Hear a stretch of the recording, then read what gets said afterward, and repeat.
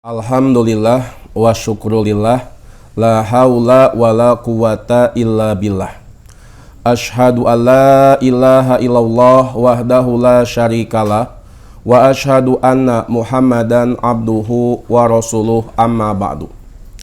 Faqala Allah ta'ala fil Qur'anil Karim, a'udzu billahi minasyaitonir rajim. Ya ayyuhalladzina amanu kutiba alaikumusiyam kama kutiba alal ladzina min qablikum la'allakum tattaqun. Quran surat Al-Baqarah ayat 183. Segala puji milik Allah yang telah memberikan segala nikmatnya kepada kita, khususnya nikmat iman, Islam, sehat dan kesempatan. Dalam kesempatan ini, saya mendapat tugas untuk mengisi kajian online Bale Endah dengan tema keistimewaan dan keutamaan bulan Ramadan. Ramadan yang sedang kita alami sekarang, bukan sekali, dua kali, tiga kali kita berjumpa, mungkin di antara kita ada yang puluhan kali. Tapi timbul suatu pertanyaan yang paling mendasar, apakah selama ini ketika datang bulan Ramadan, ketika kita mengalami Ramadan, apakah kita itu sedang melaksanakan ibadah Ramadan atau adat Ramadan? Di sini pertanyaannya itu yang paling mendasar, kita itu sedang melaksanakan ibadah Ramadan atau adat Ramadan? Apa bedanya ibadah dengan adat? Kalau adat itu harus, kalau ibadah itu harus mengandung dua nilai yang mendasar. Yang pertama adalah nilai keikhlasan karena Allah.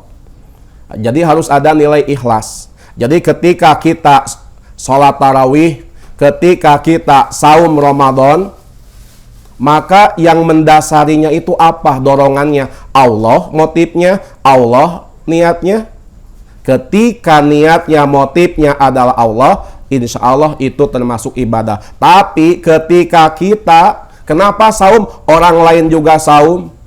Kenapa taraweh? Orang lain juga taraweh. Malu kalau tidak ikut taraweh, maka itu namanya adat. Jadi sekali lagi, supaya bernilai ibadah, nilai yang pertama harus nilai keikhlasan karena Allah.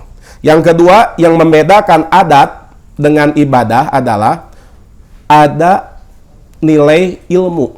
Maksudnya beramal berdasarkan ilmu. Ya, di sini. Jadi ikhlas saja tidak cukup. Contoh sederhana.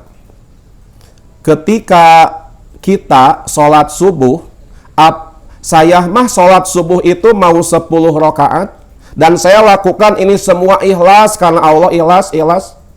Apakah itu bisa dinilai ibadah? Tidak bisa. Kenapa? Karena tidak berdasarkan ilmu, tidak sesuai dengan petunjuk Allah dan Rasulnya. Maka walaupun 10 rakaat itu ikhlas, tapi tanpa berdasarkan ilmu itu tidak bernilai ibadah. Sekali lagi, yang harus menjadi pertanyaan kita yang paling mendasar, apakah selama ini kita ini sedang melaksanakan ibadah Ramadan atau adat Ramadan? Kalau ibadah dasarnya ada dua, satu harus ikhlas karena Allah, dan yang kedua harus didasari oleh ilmu. Kita bahas apa keutamaan bulan Ramadan. Yang pertama, bulan Ramadan itu adalah bulan diturunkannya Al-Quran. Ternyata bukan Al-Quran saja yang turun di bulan Ramadan, termasuk kitab-kitab samawi yang lain pun turunnya di bulan Ramadan. Ya. Kitab Zabur, kitab Taurat, kitab Injil, termasuk Suhuf Ibrahim, itu turunnya di bulan Ramadan.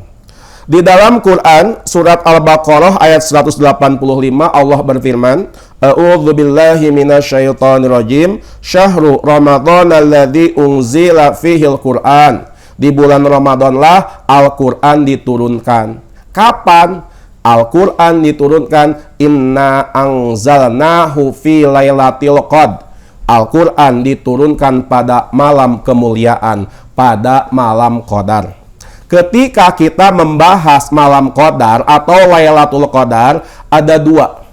Satu yang berkaitan dengan turunnya Al-Quran. Kapan? Itu terjadi satu kali pada bulan Ramadan, yaitu Al-Quran turun dari Allah ke Lauhul Mahfuz, sudah ke Lauhul Mahfuz, turun ke Baitul Izzah secara sekaligus. Nah, itu yang disebut Al-Quran turun pada bulan Ramadan, pada malam Qadar. Lalu setelah dari Baitul Izzah, langit dunia, turun melalui malaikat Jibril kepada Nabi Muhammad Shallallahu Alaihi Wasallam secara berangsur-angsur kurang lebih 23 tahun. Lalu kalau kita mengenal makna Lailatul Qadar, berarti setiap tahun di 10 terakhir di bulan Ramadan, yaitu dari tanggal 21 sampai tanggal 30 Ramadan. Kalau kita saksikan ya, awal-awal Ramadan biasanya itu penuh masjid, kegiatan banyak gitu, sampai-sampai sholat subuh juga penuh seperti sholat Jumat. Itu awal-awalnya. Tapi ketika akhirnya ternyata masjid mulai ditinggalkan lagi. Masjid mulai sepi lagi. Ternyata yang rame di mana? Yang rame di pasar. Yang rame di dapur, ibu-ibu buat kue. Yang rame di toko baju, belanja baju untuk lebaran. Padahal berbeda dengan Rasulullah. Rasulullah di akhir-akhir Ramadan itu ternyata bukan semakin melempem ibadahnya, tapi semakin rajin. Di sana Nabi melakukan iktikaf. Dan Nabi tidak pernah meninggalkan iktikaf ini selama hidupnya, dia melaksanakannya sampai kematiannya, sampai beliau wafat. Jadi makanya timbul pertanyaan yang tadi, apakah Ramadan ini kita jadikan sebagai adat atau sebagai ibadah? Yang kedua, bulan Ramadan itu adalah bulan dihapusnya dosa-dosa. Wa Ramadanu ila Ramadana mukaffiratun ma bainahunna. Ramadan ke Ramadan itu bisa menghapus dosa. Dalilnya banyak. Man shoma Ramadana imanan wahtisaban ghufira lahu ma taqaddama min dzanbih. Man qama Ramadana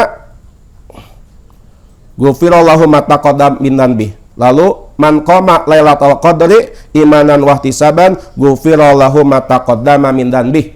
Sama ternyata saum yang tarawih qiyamul Ramadan atau yang sholat Lailatul Qadar, dasarnya apa? Iman dan mengharap ridho Allah, jaminannya diampuni dosa-dosanya yang telah lalu. Lalu di dalam riwayat yang lain, Nabi pernah naik mimbar. Ketika naik tangga 3 tingkatan, Nabi mengucapkan amin, amin, amin, sampai para sahabat bertanya, wahai Rasul, apa yang Anda aminkan? Maka Rasul menjawab, atani Jibril, barusan Jibril mendatangiku. Beliau berkata, apa? Salah satunya rogima anfumriin adraka ramadana falam yughfar lahu. Alangkah ruginya, alangkah hinanya, alangkah celakanya siapa orang yang mengalami Ramadan tapi ketika Ramadan berakhir dia tidak mendapatkan ampunan. Kenapa? Tadi bisa jadi mungkin selama Ramadan dia bukan melakukan ibadah Ramadan tapi adat Ramadan. Lalu diantaranya lagi keutamaan bulan Ramadan adalah bulan dibukanya pintu surga, ditutupnya pintu neraka, dan dibelenggunya setan-setan. Dalam hadis Bukhari, Nabi bersabda, idza jaa Ramadhanu futihat abwabul jannah. Apabila datang bulan Ramadan, dibuka pintu-pintu surga, wa ghuliqat abwabun nar, dan dikunci pintu-pintu neraka, wa suffidatis syayatin, dan setan-setan dibelenggu. Maksudnya apa? Apakah surga itu dibukanya hanya bulan Ramadan? Apakah neraka itu ditutupnya pada bulan Ramadan? Bukan. Malahan kalau kita baca hadis riwayat yang lain, ternyata di luar Ramadan juga pintu surga dibuka. Yaitu pada hari Senin dan Kamis ketika amal-amal manusia diangkat, dilaporkan kepada Allah. Makanya Nabi pada Senin dan Kamis tidak pernah meninggalkan yang namanya ibadah saum. Ya. Berarti ini menandakan bahwa surga itu sudah ada gitu. Buktinya apa? Buktinya ketika Nabi Mi'raj diperlihatkan surga dan neraka. Yang kedua, ketika Nabi sholat gerhana juga diperlihatkan surga dan neraka. Menandakan surga dan neraka itu sudah ada. Dan setan-setan dibelenggu. Ada siswa saya bertanya, Pak, betul di bulan Ramadan itu setan-setan dibelenggu? Kalau betul, kenapa masih banyak yang tidak saum? Masih banyak yang tidak tarawih dan lain sebagainya? Masih banyak godaan-godaan. Maksudnya bukan itu. Dibukanya pintu surga, ditutupnya pintu neraka, dan setan-setan dibelenggu. Maksudnya adalah kesempatan untuk membuka pintu surga, untuk menutup pintu neraka, dan membuat setan terbelenggu itu kalau kita menjadikan Ramadan sebagai bulan ibadah, bukan bulan adat gitu. Bukan adat Ramadan, tapi ibadah Ramadan. Lihat yang Allah ajarkan, kita harus bangun sahur sebelum subuh. Sahur kan banyak barokahnya, banyak kebaikannya, ibadah. Udah sahur dilanjutkan ke masjid sholat subuh ibadah. Ada kajian dilanjutkan dengan kajian ibadah. Lalu beres kajian kerja. Insya Allah ibadah. Sampai ke rumah sore capek, istirahat sebentar. Lalu ketika adzan maghrib buka ibadah. Ditambah sholat maghrib. Lalu diteruskan nanti kesananya dengan sholat isya dan tarawih. Dan ketika beres sholat tarawih kita lelah. Lalu kita tidur lebih awal. Apa tujuannya? Supaya sahur tidak kesiangan. Dari bangun sampai kita tidur semuanya bernilai ibadah. Kalau dijadikan ibadah itu bisa membuka peluang untuk membuka pintu surga semakin besar, menutup pintu neraka semakin kecil, dan sehingga kesempatan setan untuk menggoda kita susah gitu. Kenapa? Karena dijadikan ibadah waktu-waktunya. Lalu yang lainnya, bulan Ramadan diantaranya adalah bulannya sabar dan bulan dilipat gandakannya pahala. Dalam hadis riwayat Muslim nomor 1151, Nabi bersabda, setiap amal anak Adam itu akan dilipat gandakan. Satu kebaikan itu menjadi 10 kali lipat sampai 700 kali lipat. Lalu Allah berfirman, Allah Azza wa Jalla, ila sauma, kecuali saum, fa innahu li wa ana ajzibih, kecuali saum, maka sesungguhnya saum itu untukku dan akulah yang akan membalasnya. Maksudnya apa? Tadi bahwa bulan Ramadan itu bulan sabar dan bulan dilipat gandakannya pahala. Kalau di bulan Ramadan kita sholat 5 waktu, kalau kita baca Quran, kalau kita sodakoh, kalau kita zakat, maka si satu kebaikan itu minimal akan dilipat gandakan menjadi 10 kebaikan, 10 kali lipat sampai 700 kali lipat. Kecuali saum. Saum itu di atas bisa lebih dari 700 kali lipat. Kenapa? Allah tadi berfirman, as-sauma ila saum, kecuali saum, fa innahu li wa ana ajzibih, kecuali saum maka akulah yang akan membalasnya. Kenapa? Saum itu pahalanya tanpa batas. Karena saum itu adalah Ramadan bulan kesabaran, dan saum mendidik kita untuk sabar. Kan di dalam Quran surat Az-Zumar Allah berfirman, innama yuwaffas-sabiruna ajrahum bighairi hisab, sesungguhnya pahala orang-orang yang bersabar itu tanpa batas. Makanya kenapa saum pahalanya tanpa batas? Karena di dalam saum ada kesabaran. Contoh, kan sabar itu ada 3. 1, sabar dalam taat kepada Allah. Yang kedua, sabar dalam menjauhi dosa atau maksiat. Dan yang ketiga adalah sabar dalam menghadapi takdir yang menyakitkan atau musibah atau bencana. Nah, coba saum di bulan Ramadan, apa yang diajarkan? Kita diperintahkan saum ibadah. Ketika kita saum, ketika kita tadarus, ketika kita qiyamul Ramadan, dan itu kita laksanakan, berarti kita sedang melaksanakan sabar dalam ketaatan kepada Allah. Ya, Terus ketika saum, kita meninggal di siang hari, jangankan meninggalkan yang haram, yang halal juga harus kita tinggalkan. Dari subuh sampai sebelum maghrib, kita tidak boleh makan, kita tidak boleh minum, dan kita tidak boleh hubungan suami istri. Itu halal kan? Tapi karena saum, nah, makanya apa? Yang halal saja bisa kita tinggalkan, apalagi nanti yang makruh, apalagi nanti yang haram. Makanya saum mengajarkan kita sabar dalam meninggalkan perkara yang haram. Dan yang terakhir, sabar dalam menerima takdir yang buruk.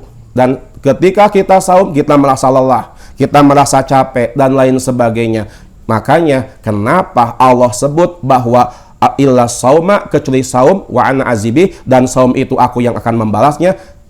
Maksudnya pahalanya lebih dari 700 kali lipat, karena di sana ada kesabaran. Tapi saum yang bagaimana?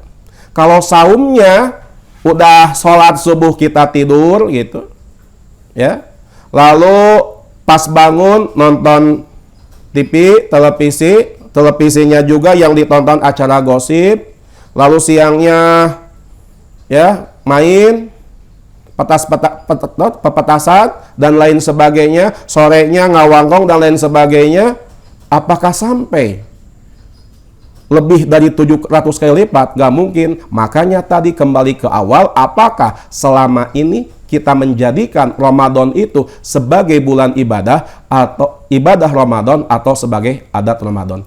Itu saja, mungkin masih banyak lagi keutamaan-keutamaan yang belum saya sampaikan. Mudah-mudahan apa yang saya sampaikan ada guna dan manfaatnya, khususnya bagi saya pribadi. Dipungkas dengan doa, Rabbana la tuzigh qulubana ba'da idh hadaitana wa hab lana min ladunka rahmah innaka antal wahhab. Rabbana atina fid dunya hasanah wa fil akhirati hasanah wa qina adzabannar. Aqulu qouli hadza wa astaghfirullah li wa lakum. Wassalamu alaikum warahmatullahi wabarakatuh.